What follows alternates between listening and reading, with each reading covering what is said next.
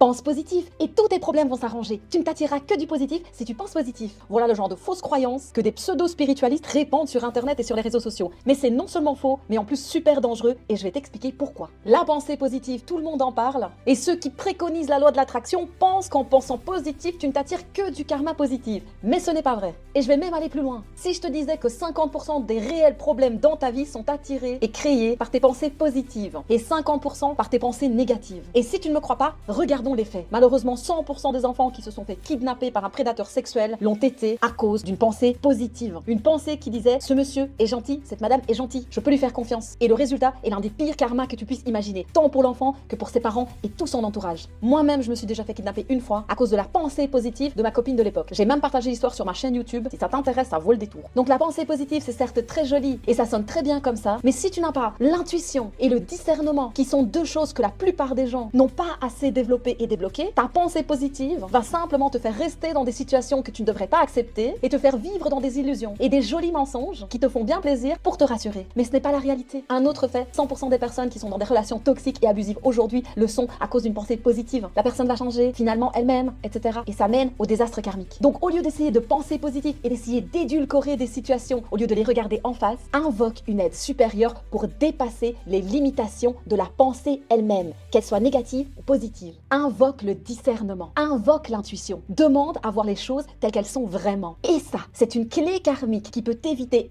énormément de désastres dans ta vie et t'ouvrir à des possibilités que tu n'aurais jamais pu imaginer.